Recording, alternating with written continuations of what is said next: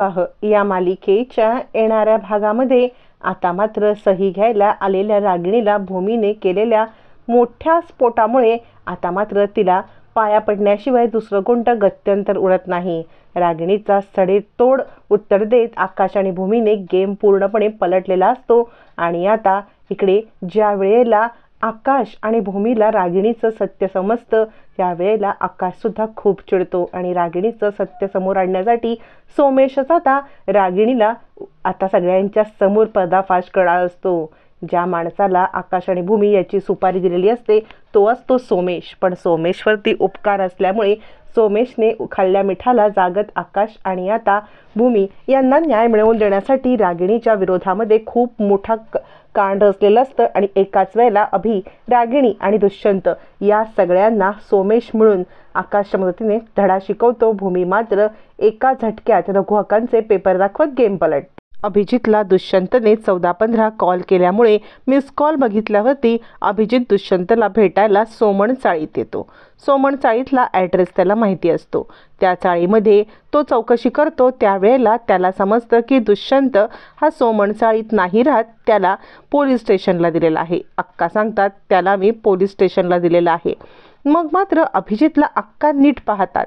याच्या आधीसुद्धा अक्कांनी अभिजितला पाहिलेलं असतं, कारण अभिजित आणि आता जोसेफ हे दोघंजण ज्या वेळेला भूमी आकाश यांचा पाठलाग करत त्यांच्या मागोमाग येत असतात त्याच वेळेला अक्कांनी दोघांना रंगेहात पकडलेलं असतं आणि त्याचमुळे अभिजितचा चेहरा अक्कांच्या लक्षात असतो।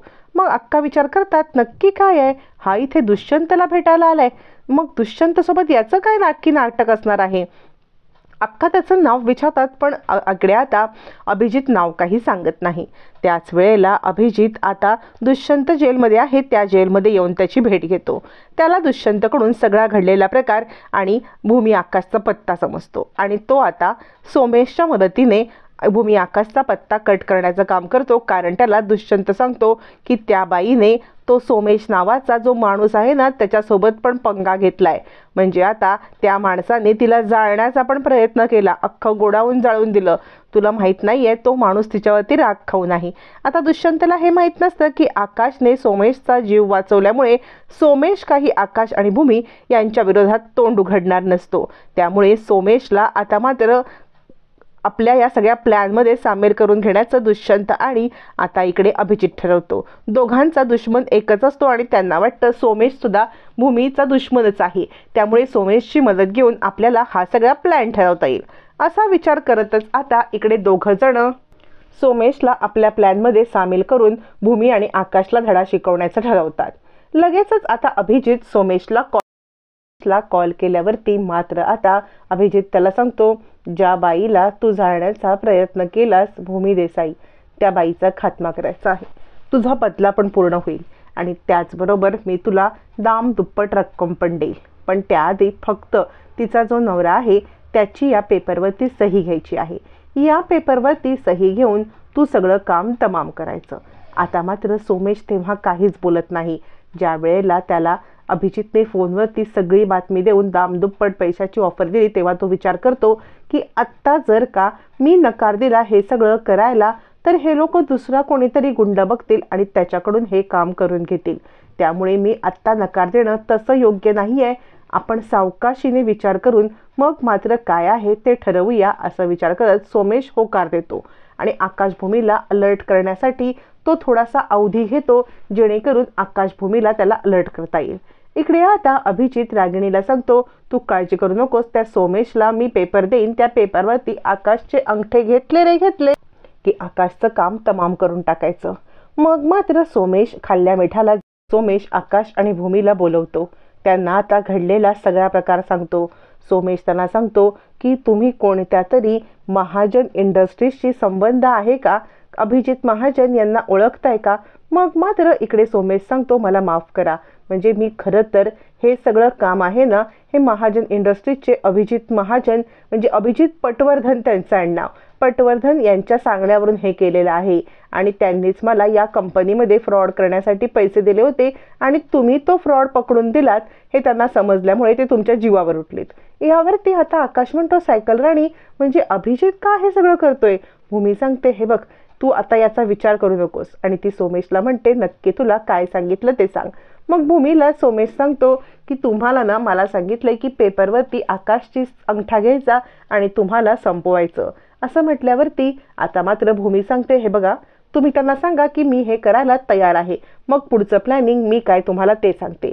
असं म्हणत आकाश भूमीला सांगते, आता मात्र हे बघ आकाश, आपल्याला ना हे इथून ही रूम सोडून जावी लागेल. यावरती आकाश म्हणतो, का सायकल राणी? यावरती भूमी सांगते, कारण आता आपण इकडे सापडलोय ना, मग आपला गेम कसा पूर्ण होणार? आपल्या गेममध्ये आपल्याला लपून छपून करायचंय की नाही, या सगळ्यासाठी आपल्याला इथून निघून जायला लागेल.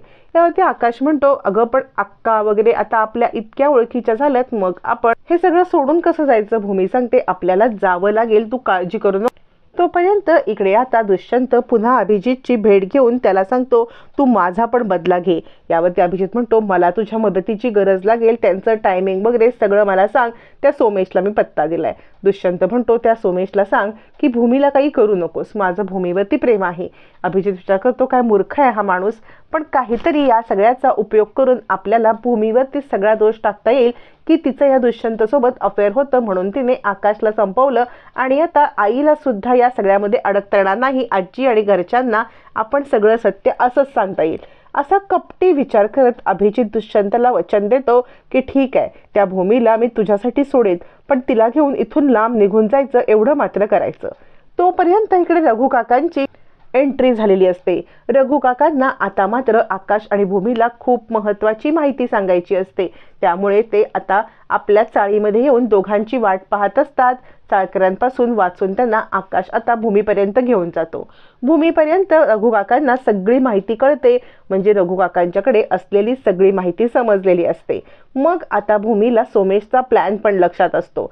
त्याच वेळेला मागून आलेल्या कारमधून रागिणी आणि आता अभिजित आहे हे पण तिला दिसतं, पण आपल्याला ही गोष्ट कळालेली आहे, ही गोष्ट त्यांना कळून द्यायची नाही, यासाठी भूमी आता एका बाजूला जाऊन लपते आणि आता भानुशाली वकिलांनी दिलेल्या सल्ल्यानुसार भूमी आता तिथून पळून जाण्याचा प्रयत्न करते आकाशला घेऊन, जेणेकरून जो पत्ता सापडलाय त्या पत्त्यावरून पळून गेल्यावरती सध्या तरी सहीचा मॅटर टळेल आणि आता 1 महिन्याची मुदत संपत येईल.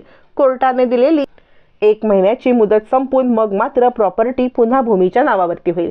1 महिना कसा बसा काढायचा असतो. अभिजित बघायला आलेला असतो, भूमी कुठे राहते, काय राहते, ही सगळी माहिती काढून तो आता दुसऱ्या दिवशी सोमेशला अटॅक करायला सांगणार असतो, पण ऑलरेडी सोमेशकडून सगळी माहिती भूमीला समजत असते. मग आता भूमी प्लॅन करते ना, आता मात्र विश्वासात घेते. अक्कांना विश्वासात घेऊन भूमी आता त्यांना सांगते की अक्का, मला इथे ना सेफ नाही आहे, आकाश आणि माझ्या मागावरती काही माणसं आहेत. यावरती अक्का म्हणतात, हो मी सुद्धा हे पाहिलेलं आहे, तो कोणीतरी इथे आला होता दुष्यंतची चौकशी करायला, तो सुद्धा तुमच्या मागावरती मागच्या वेळेला आला होता. यावरती भूमी सांगते, अक्का मला ही चाळ सोडावी लागेल. अक्का म्हणतात, तू ही चाळ सोड, पण माझी बहीण आहे एका ठिकाणी राहते, त्या बहिणीच्या इथे मी तुला पाठवते. ती चाळ अशा वस्तीत आहे ना, तिथे कुणी फारसं जात नाही, ते तुम्हाला कुणी ओळखणार नाही.